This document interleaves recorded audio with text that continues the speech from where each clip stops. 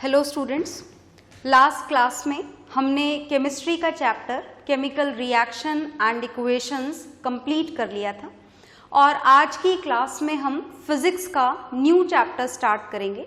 और ये जो न्यू चैप्टर हम स्टार्ट करने जा रहे हैं, इस चैप्टर का नाम है इलेक्ट्रिसिटी। तो हम इलेक्ट्रिसिटी चैप्टर स्टार्ट करेंगे। इलेक्ट्रिसिटी चैप्टर बहुत ही इंटरेस्टिंग है और अभी तक आपने जितनी भी स्टडीज़ करी हैं फिज़िक्स की जूनियर क्लासेस में, वो सब इस इलेक्ट्रिसिटी चैप्टर से कुछ खास कनेक्टेड नहीं है। मतलब आप यहाँ पर सारी चीज़ें बिल्कुल नई पढ़ेंगे, बिल्कुल डिफरेंट फिजिकल क्वांटिटीज़ पढ़ेंगे। ओके, तो बहुत ध्यान से सुनिएगा। ओके, और जो भी डाउट्स हों अपनी डाउट क्लास में क्लियर भी करिएगा। ओके, तो हम इलेक्ट्रिसिटी स्टार्ट करने जा रहे हैं। अब देखिए, ये जो इलेक्ट्रिसिटी वर्ड है, दिस इज वेरी कॉमन, बहुत ही कॉमन वर्ड है। हम घरों में इस इलेक्ट्रिसिटी को सब जगह पर काम में लेते हैं। अपने जितने भी इलेक्ट्रिकल अप्लायंसेस हैं, जैसे आप जानते हैं इलेक्ट्रिक फैन, इलेक्ट्रिक बल्ब, आपके घरों का एसी, आपका रेफ्रिजरेटर, ये जितने भी इलेक्ट्रिकल अप्लायंसेस हैं वो किसकी वजह से चलते हैं? वो सब चलते हैं इलेक्ट्रिसिटी की वजह से। अच्छा, ये इलेक्ट्रिकल अप्लायंसेस तो आपने देखे ही हैं, क्या इसके अलावा भी कोई इलेक्ट्रिसिटी है जो आपने अपनी डेली लाइफ में ऑब्जर्व करी हो, फील करी हो, कभी आपने खेलते खेलते उसे अप्लाई किया हो? तो देखो, मैं कुछ बातें आपको याद दिलाती हूँ। मुझे लगता है ऐसा आप सभी ने किया होगा। जैसे बर्थडे पार्टी में वो जो बलून, याद है कैसे चिपकाते थे दीवार पे, अपने सर से रब करते थे और रब करके दीवार पे चिपका देते थे। ऐसा किया है ना आप लोगों ने? बिल्कुल किया होगा। ठीक है। अच्छा, एक बात और मैं आपको याद दिलाती हूँ। पेंसिल स्केल याद आ रहा है? पेंसिल स्केल या फिर पेंसिल बॉक्स, उसको भी जब आप अपने सर से रब करते हो तो रब करने के बाद में आपको पता है उसके अंदर भी एक इलेक्ट्रिसिटी डेवलप हो जाती है। और ऐसी इलेक्ट्रिसिटी डेवलप होती है कि उस रबिंग के बाद में अगर आप उसे छोटे छोटे पेपर के पीसेस के पास में लेकर चले जाओ तो वो अट्रैक्ट करना शुरू कर देता है आपका पेंसिल बॉक्स। किसको अट्रैक्ट करना शुरू कर देता है? पेपर के पीसेस को। Is it okay? तो अगर करा है तो बहुत बढ़िया बात है, और अभी तक ये काम आपने नहीं किया है तो करके जरूर देखिएगा। तो फाइनली हमने ये जाना कि देखो, एक तो इलेक्ट्रिसिटी वो है जिससे हम सारे अप्लायंसेस हमारे घरों के रन करते हैं। ओके, और एक इलेक्ट्रिसिटी वो है जिससे थोड़ी बहुत इलेक्ट्रिसिटी डेवलप हो जाती है छोटे छोटे पेपर के पीसेस को अट्रैक्ट करने के लिए या फिर बलून को दीवार पर पेस्ट करने के लिए। ओके, तो on these basis this electricity can be classified into two categories. इस इलेक्ट्रिसिटी को हम कितनी कैटेगरीज में डिवाइड करेंगे? टू कैटेगरीज में डिवाइड करेंगे। देखिएगा ध्यान से, ये जो इलेक्ट्रिसिटी है हमने इसे कितने पार्ट्स में डिवाइड कर दिया है? टू पार्ट्स में। एक तो होती है फ्रिक्शनल इलेक्ट्रिसिटी। कौन सी इलेक्ट्रिसिटी होती है? एक फ्रिक्शनल इलेक्ट्रिसिटी।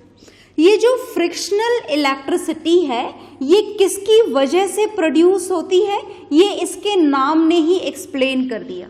ये जो फ्रिक्शनल इलेक्ट्रिसिटी है ये फ्रिक्शन की वजह से प्रोड्यूस होती है। किसकी वजह से? फ्रिक्शन की वजह से। फ्रिक्शन तो ऐसे भी होता है, जब हम हमारे दो हाथों को रब करते हैं तो क्या इलेक्ट्रिसिटी प्रोड्यूस हो जाती है? नहीं, तो हीट प्रोड्यूस होती है। तो फिर कौन सा फ्रिक्शन? यहाँ पर जो फ्रिक्शन होना चाहिए that should be in between two different materials. Is it okay? ये फ्रिक्शन कौन सा वाला होना चाहिए?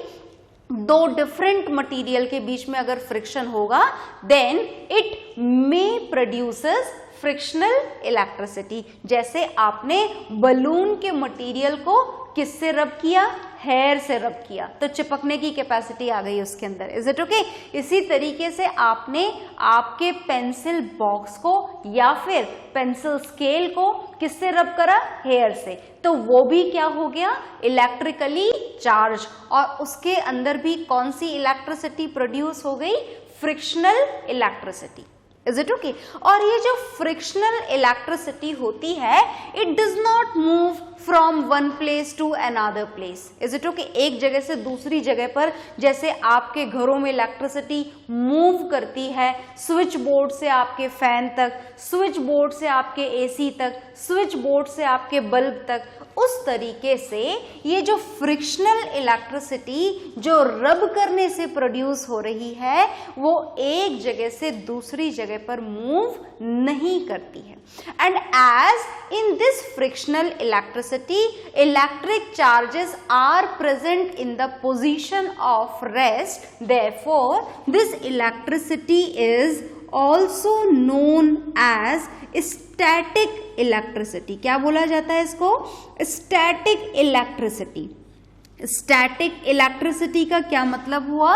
Electricity which is at rest, is it okay?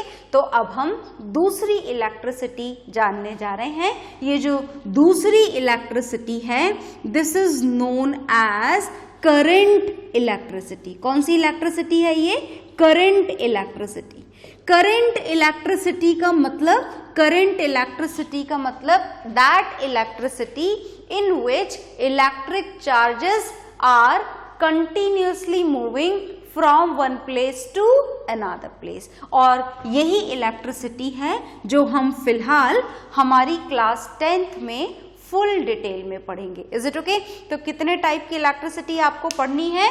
2 type की। Frictional electricity which is also known as static electricity, in which the electric charges, जो charges होते हैं वो कौन सी पोजीशन में रहते हैं? स्टेशनरी पोजीशन में रहते हैं, मतलब रेस्ट पोजीशन में रहते हैं। And when we talk about the current electricity, तो करंट इलेक्ट्रिसिटी में भी होते तो चार्जेस ही हैं, but these charges remains in the position of motion, they continuously move from one place to another place, is it okay? तो ये हमने पढ़ा, इलेक्ट्रिसिटी की बेसिक इंफॉर्मेशन हमने कलेक्ट करी और आगे इसको कंटिन्यू करते हैं। मैं इसको रफ कर देती हूँ, आप वीडियो को पॉज करके नोट डाउन जरूर करिएगा। इस इलेक्ट्रिसिटी के क्लासिफिकेशन के बाद में हमको जो नेक्स्ट टॉपिक स्टार्ट करना है इस चैप्टर में, वो है चार्जेस। जो नेक्स्ट टॉपिक हम पढ़ेंगे वो हमको चार्ज पढ़ने हैं। बहुत ध्यान से सुनिएगा, हम हमारा नेक्स्ट टॉपिक शुरू करने जा रहे हैं in the same chapter, and this is electric charge. अभी थोड़ी देर पहले मैंने आपको 2-3 बार इस वर्ड को हमने यूज करा, इलेक्ट्रिक चार्ज को। हमने जाना कि जब हम फ्रिक्शनल इलेक्ट्रिसिटी की बात करते हैं, इन that condition these electric charges remains in the position of rest, and when we talk about the current electricity, then in the same case the electric charges remains in the position of motion. तो ये बात तो हमें समझ में आ गई कि frictional electricity में चार्जेस रेस्ट पोजीशन में रहेंगे और करंट इलेक्ट्रिसिटी में चार्जेस मोशन की पोजीशन में होंगे, राइट? अब हमको जानना ये है कि आखिर ये चार्ज होता क्या है, कहाँ से आता है ये चार्ज, कैसे आता है ये चार्ज, कोई सा भी मटेरियल चार्ज आखिर कैसे होता है। तो बहुत ही लकीली आप बोल सकते हैं कि आपने इससे जस्ट पहले केमिस्ट्री का चैप्टर पढ़ा है और वहाँ आपने चार्जेस की बेसिक इंफॉर्मेशन कलेक्ट कर ली थी। जब भी हम चार्जेस की बात करते हैं तो जो चार्जेस होते हैं वो कितने टाइप्स के होते हैं? There are 2 types of charges. How many types of charges are there? 2 types of charges are there, in which one of them is positive charge। पहला कौन सा चार्ज आपको पढ़ना है? पहला आपको पढ़ना है positive charge, is it okay? जिसे इन शॉर्ट आप ऐसे भी लिख सकते हैं पॉजिटिव चार्ज को। नेक्स्ट जो आपको पढ़ना है second type of charge, this is negative charge. तो हमको कितने टाइप के चार्जेस पढ़ने हैं? Positive charge and negative charge. Negative charge को भी आप इस तरीके से लिख सकते हैं। तो क्या आप जानते हैं कि किसी भी ऑब्जेक्ट पर पॉजिटिव चार्ज कब आता है? आपने जाना था केमिस्ट्री के जब हमने बेसिक्स पढ़े थे, तब हमने इस बात को बहुत अच्छी तरीके से जान लिया था कि आखिर कोई सा भी मटेरियल पॉजिटिवली चार्ज्ड कब होता है। तो सुनिएगा, मैं आपको दोबारा याद दिला देती हूँ। अगर कोई सा भी material, what ever the substance is, कोई सा भी मटेरियल अगर इलेक्ट्रॉन्स डोनेट करता है तो इलेक्ट्रॉन्स के डोनेशन से कौन सा चार्ज आता है? Positive charge, right. कोई सा भी मटेरियल, कोई सा भी एलिमेंट, कोई सा भी substance, what ever it is, कोई सी भी चीज अगर हो और अगर कोई सी भी चीज इलेक्ट्रॉन्स को गेन कर लेती है तो इलेक्ट्रॉन्स को गेन करने से उस मटेरियल पर कौन सा चार्ज आ जाता है? इलेक्ट्रॉन्स को गेन करने से उस मटेरियल पर नेगेटिव चार्ज आ जाता है।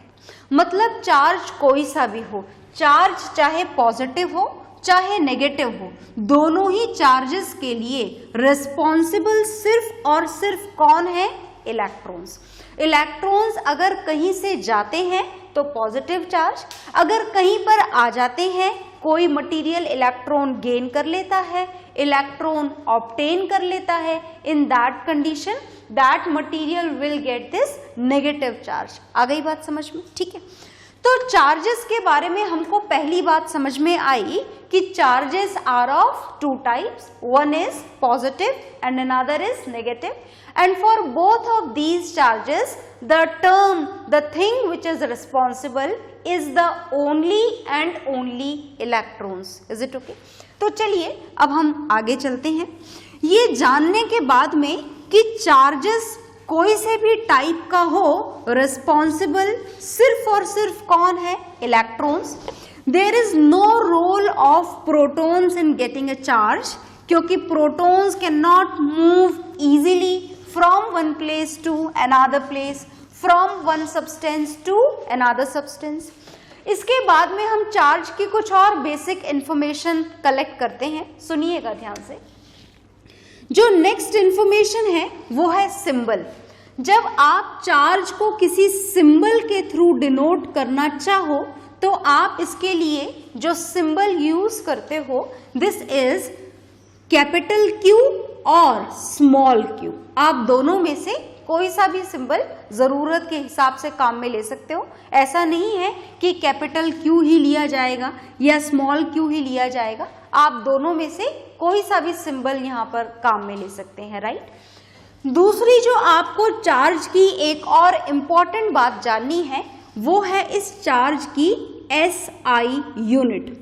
मतलब तो याद है ना आप लोगों को SI यूनिट का? SI यूनिट का मतलब the unit which is used in the international system.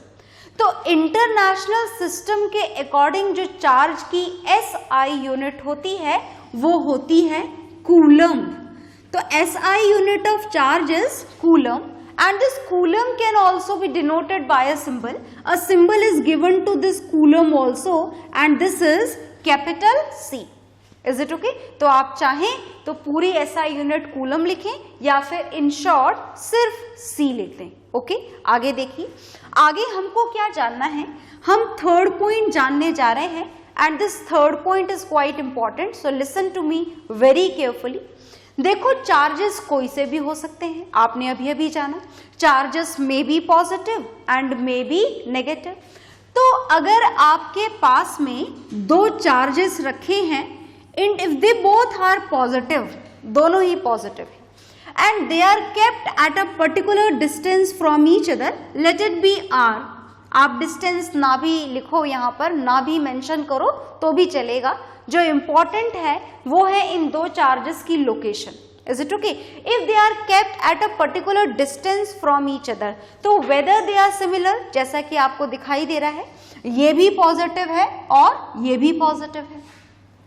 इसी तरीके से अगर हम दो नेगेटिव चार्ज ले आए and they are also kept at a particular distance from each other, that is same, आप सेम मान लें, आप डिफरेंट भी मान सकते हैं। तो ये बात बिल्कुल कंफर्म है कि इन दोनों चार्जेस के बीच में, ये पॉजिटिव और पॉजिटिव चार्ज के बीच में एक फोर्स लगेगा।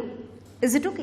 इस नेगेटिव और इस नेगेटिव के बीच में भी एक फोर्स लगेगा।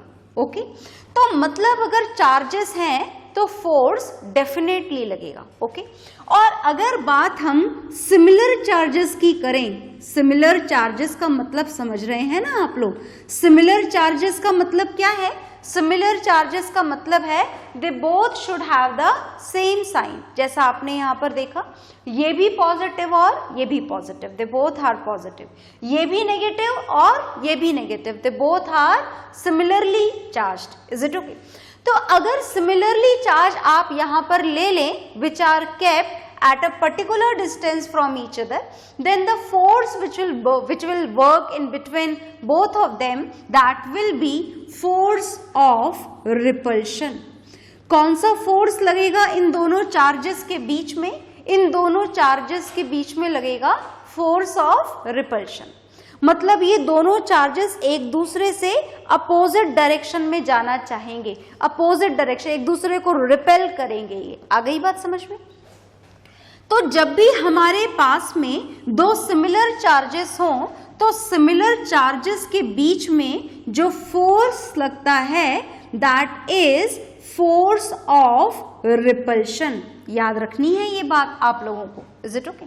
और अगर हमारे पास में अपोजिट चार्जेस हों, आप चाहें तो अपोजिट बोलें, आप चाहें तो अनलाइक चार्जेस भी बोल सकते हैं। अब आपके पास में सिमिलर चार्जेस नहीं हैं, तो फिर कैसे चार्जेस हैं आपके पास में? Unlike charges. अनलाइक चार्जेस का मतलब समझ गए?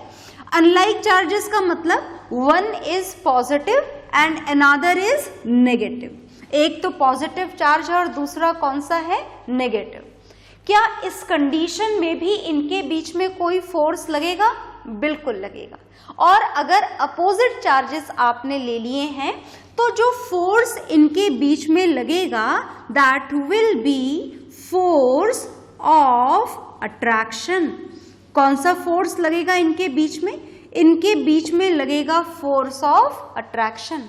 Is it okay? तो देखिएगा ध्यान से, तो हमें समझ में आ गया है कि अगर सिमिलर चार्जेस हैं तो फोर्स ऑफ रिपल्शन, और अगर अनलाइक चार्जेस हैं, अपोजिट चार्जेस हैं, एक पॉजिटिव है और दूसरा नेगेटिव है, in that condition the force which will work in between both of them, that will be attractive force, that is force of attraction. तो हमें इतनी सारी बातें चार्जेस के बारे में, बिल्कुल जो बेसिक इंफॉर्मेशन है वो हमने सारी कलेक्ट कर ली है। एक बार दोबारा से देखिए। पहली बात जो हमें पता लगी कि जो चार्जेस हैं they can be denoted by the symbol either Q और small q, and SI unit of charge is coulomb. This coulomb is denoted by the symbol C. And now next is if the similar charges are there, similar charges का मतलब समझ में आ गया ना? Charges with the same sign. If similar charges are there, then the force will be there in between both of them, and this force will be force of repulsion. And if two unlike charges are there kept closer to each other or at a particular distance from each other, then in between these unlike charges force of attraction will be present. आ गई बात समझ में? अच्छा, अब ये force कितना होगा, कम होगा या ज्यादा होगा, कब ज्यादा होगा, कब कम होगा, वो सब आप लोग हायर क्लासेस में देखेंगे। A formula will be there according to the Coulomb's law, but it is not at all there, we are not at all going to know about it in class 10th। Okay, तो electric charges के बारे में हमें जो जानना था वो हम जान चुके हैं। मैं हट रही हूँ, पॉज करके नोट डाउन जरूर करिएगा। तो आई होप आपने नोट डाउन कर लिया होगा। नोट डाउन आप सब कुछ करा करिए, हालांकि everything is there in your notes, but then also it should be there in your own hand writing. तो अब हम आगे पढ़ने जा रहे हैं, और अब जो हम टॉपिक स्टार्ट करने जा रहे हैं, this topic is also related with the same topic, this is electric charge. तो हम जो नेक्स्ट टॉपिक पढ़ने जा रहे हैं ये है प्रॉपर्टीज ऑफ चार्ज। हम क्या पढ़ने जा रहे हैं? हम चार्ज की प्रॉपर्टीज पढ़ने जा रहे हैं। तो बहुत ध्यान से देखिएगा। हम प्रॉपर्टीज ऑफ चार्ज में चार्ज की 3 प्रॉपर्टीज पढ़ेंगे और फिलहाल हम यहाँ पर फर्स्ट प्रॉपर्टी स्टार्ट करने जा रहे हैं। कौन सी है ये फर्स्ट प्रॉपर्टी चार्ज की? देखिएगा, this first property of charge is quantization of charge. क्या पढ़ने जा रहे हैं हम पढ़ने जा रहे हैं क्वांटाइजेशन ऑफ चार्ज। ये बहुत इंपॉर्टेंट है। 3 प्रॉपर्टी हम पढ़ेंगे चार्ज की और तीनों में से सबसे ज्यादा इंपॉर्टेंट है ये first property, quantization of charge. क्या है क्वांटाइजेशन ऑफ चार्ज का मतलब? सुनिएगा ध्यान से, है ना, बहुत ध्यान से सुनना। देखो, चार्ज के बारे में एक बहुत बढ़िया सी बात हमने पहले ही जान ली थी कि चार्जेस कितने टाइप्स के होते हैं? 2 टाइप के, one is positive and another is negative. अब चार्ज चाहे पॉजिटिव हो चाहे नेगेटिव, दोनों के लिए ही रिस्पॉन्सिबल कौन है? सिर्फ और सिर्फ इलेक्ट्रॉन। इलेक्ट्रॉन कहीं से गया तो पॉजिटिव चार्ज, कहीं पर आया तो नेगेटिव चार्ज। ये बात हम पहले ही जान चुके हैं। तो आगे देखिएगा कि आखिर हमें इस क्वांटाइजेशन में क्या पढ़ना है। सुनिएगा ध्यान से। और इस क्वांटाइजेशन को समझने के लिए चलिए हम 2 मटेरियल्स यहां पर ले लेते हैं। One of them is glass rod. एक तो हमने क्या ले लिया है जी? Glass rod. और दूसरा हमने लिया है, ये बहुत ही ट्रेडिशनल एग्जाम्पल है, आपको पता है हायर क्लासेस में भी ये एग्जाम्पल पढ़ोगे, इसलिए बहुत ध्यान से सुनना। तो ये तो हमने लिया एक ग्लास रॉड और दूसरा हमने लिया a piece of silk cloth. तो हमें किसको रब करना है? हाथों को नहीं, हम किसको रब करने जा रहे हैं? ग्लास रॉड को। किससे रब करने जा रहे हैं? सिल्क क्लॉथ से। और जब ग्लास रॉड को सिल्क क्लॉथ से रब किया जाता है तो ग्लास रॉड क्या हो जाती है? ग्लास रॉड हो जाती है पॉजिटिवली चार्ज्ड। और सिल्क क्लॉथ क्या हो जाता है? सिल्क क्लॉथ हो जाता है नेगेटिवली चार्ज। अब अगर आप ये जानना चाहते हैं कि आखिर हमेशा ऐसा ही होगा क्या? जब भी ग्लास रॉड को सिल्क क्लॉथ से रब करेंगे तो क्या हमेशा ग्लास रॉड पॉजिटिवली चार्ज और सिल्क क्लॉथ हमेशा नेगेटिवली चार्ज होगा? Then answer is yes. जब तक आप मटेरियल ये दोनों ही रखोगे तब तक सिल्क क्लॉथ के ऊपर नेगेटिव और ग्लास रॉड के ऊपर पॉजिटिव चार्ज ही आएगा। अब हम ये जानना चाहते हैं कि सिल्क क्लॉथ ने इलेक्ट्रॉन्स गेन किए क्या? तो आया क्या negative charge? Yes. Silk cloth ने क्या करा है? यहाँ पर सिल्क क्लॉथ ने इलेक्ट्रॉन्स गेन किए हैं। और ग्लास रॉड ने क्या किए हैं? ग्लास रॉड ने इलेक्ट्रॉन्स डोनेट किए हैं। तो जब अगर मैं आपसे पूछूं कि what is the total charge on silk cloth, अगर आपसे क्वेश्चन पूछा जाए कि what is the total charge on silk cloth, तो पता नहीं, क्योंकि हमें क्या नहीं पता कि सिल्क क्लॉथ ने कितने इलेक्ट्रॉन्स गेन किए, है ना। सुनिएगा ध्यान से। जैसे मैं आपको एक बात बताती हूं पहले, आगे बताने से पहले, कि चार्ज, अगर एक इलेक्ट्रॉन का चार्ज आप जानना चाहें तो एक इलेक्ट्रॉन पर कितना चार्ज होता है? एक इलेक्ट्रॉन पर चार्ज होता है -1.6 इंटू 10⁻⁻19 कूलम्स। ये देखो बहुत ध्यान से, इसको याद रखना, ये एग्जाम में गिवन नहीं होगा आप लोगों को न्यूमेरिकल्स करते वक्त, ये वैल्यू आपको याद रखनी होती है। तो this is the value of charge on 1 electron. ये एक इलेक्ट्रॉन का चार्ज आपके सामने लिखा हुआ है। Is it okay? अगर किसी ने एक इलेक्ट्रॉन गेन किया तो कितना चार्ज आएगा? -1.6 इंटू 10⁻⁻19 कूलम्स। और किसी ने अगर एक इलेक्ट्रॉन डोनेट करा तो कितना चार्ज आएगा? Plus with the same value. Is it okay? एक इलेक्ट्रॉन गया तो प्लस दिस, और अगर एक इलेक्ट्रॉन गेन किया तो माइनस दिस। आ गई बात समझ में? ठीक है। और ये जो चार्ज ऑन 1 इलेक्ट्रॉन है, हमने इसे एक सिंबल भी दे रखा है, दिस इज स्मॉल e। तो कहीं पर भी स्मॉल ई लिखे हुआ दिखे आपको तो ये उसकी वैल्यू होती है 1.6 इंटू 10⁻⁻19 कूलम। इलेक्ट्रॉन आ रहा है तो नेगेटिव साइन के साथ में, जा रहा है तो पॉजिटिव साइन के साथ में। Is it okay? तो देखिएगा ध्यान से, अब इस वैल्यू को मैं यहाँ से रफ करने जा रही हूँ और हम कैलकुलेशन करते हैं that what will be the charge on the silk cloth. अब आपको टोटल चार्ज कैलकुलेट करना है। किस पर कैलकुलेट करना है? सिल्क क्लॉथ पर। तो टोटल चार्ज को हम डिनोट कर रहे हैं Q से। Is it okay? और कितना आएगा सिल्क क्लॉथ पर चार्ज? मानो कि उसने एक इलेक्ट्रॉन गेन करा तो कितना चार्ज आएगा? 1 इंटू ई, ई तो याद है ना आपको, मैं लिख देती हूँ 1 into 1.6 into 10⁻⁻19 Coulomb's. Silk cloth की बात कर रहे हो तो नेगेटिव भी लगा दो। और अगर 2 इलेक्ट्रॉन गेन करे तो -2 इंटू 1.6 इंटू 10⁻⁻19 कूलम्स। और अगर 10 इलेक्ट्रॉन गेन करे तो -10 into 1.6 into 10⁻⁻19 coulombs. Is it okay? आ गई बात समझ में? तो मतलब एक इलेक्ट्रॉन आ रहा है तो 1 इंटू दिस, 2 इलेक्ट्रॉन गेन कर रहा है कोई तो 2 इंटू दिस, 10 इलेक्ट्रॉन गेन कर रहा है तो 10 इंटू दिस।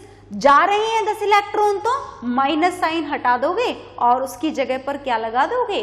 प्लस साइन लगा दोगे। आ गई बात समझ में? तो ये है हमारा quantization of charge. Is it okay? तो अब देखिएगा, अगर मैं आपके सामने इसको फॉर्मूले के थ्रू डिनोट करना चाहूं तो कैसे करूंगी? ये 1, 2, 10, 100 जितने भी इलेक्ट्रॉन जा रहे हैं उसे तो आप डिनोट करोगे नंबर n से। और ये क्या वैल्यू है? 1.6 into 10⁻⁻19। This is denoted by e। किससे डिनोट करते हो? e से। तो n यहाँ पर क्या है याद रहेगा ना आपको, मैं लिख देती हूँ दोबारा से। n यहाँ पर क्या है देखिए, यहाँ लिख देते हैं हम, n is the number of electrons, जितने भी इलेक्ट्रॉन्स हैं। Is it okay? जितने भी इलेक्ट्रॉन जा रहे हैं, अगर एक इलेक्ट्रॉन जा रहा है तो n की वैल्यू क्या हो जाएगी? 1। 10 इलेक्ट्रॉन जा रहे हैं तो n की वैल्यू क्या हो जाएगी? 10। और e की वैल्यू याद है ना आपको? e is the value of 1.6 into 10⁻⁻19 Coulomb's. तो अगर टोटल चार्ज निकालना हो आपको तो आप ये formula Q is equal to N into E काम में ले लेंगे। आ गई बात समझ में? तो मैं साइड में हट रही हूं, आप इसे पूरा बोर्ड पर से नोट डाउन करेंगे। ओके?